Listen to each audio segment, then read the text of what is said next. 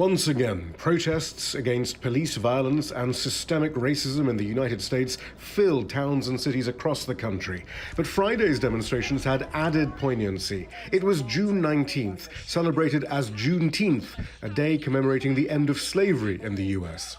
I always fantasize on Juneteenth being looked at like July 4th, Independence Day for the people it means independence for. And it seems like it has actually come to pass this year. Since the protests began following the police killing of George Floyd in Minneapolis, federal and local politicians have pledged to reform the police. New York State, for example, has criminalized chokeholds. But activists point out that New York City had already outlawed the strangling of suspects by police in 1993. Yet according to filed police complaints, the practice is still widespread. That's why the call at these demonstrations isn't for reform, but reimagining the entire system of law and order, beginning with defunding the police, redirecting money from militarized force to a system that prioritizes de-escalation and healing social problems. That police in Atlanta, where there are also demonstrations, have reacted in fury to the arrest of a police officer who shot a black man in the back and then declared, "I got him," is another sign for some that the time for mere reform has passed.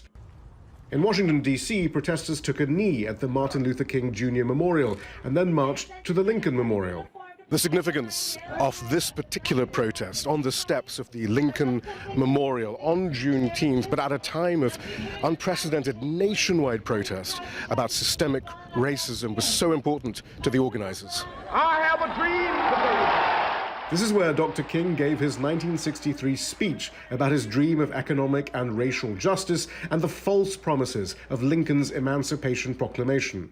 This location was very deliberate and it's very symbolic.